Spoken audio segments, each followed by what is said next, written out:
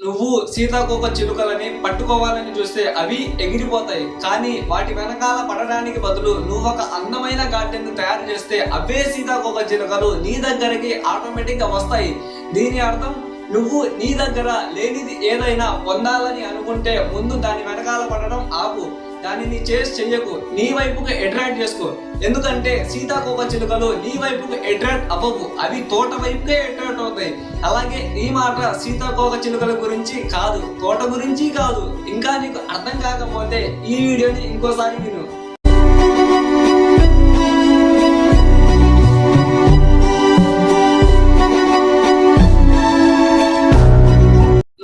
సీతాకోక చిలుకలని పట్టుకోవాలని చూస్తే అవి ఎగిరిపోతాయి. కానీ వాటి వెనకాల పడడానికి బదులు నువ్వు ఒక అందమైన గార్డెన్ తయారు చేస్తే అవే సీతాకోక చిలుకలు నీ దగ్గరికి ఆటోమేటిక్ గా వస్తాయి.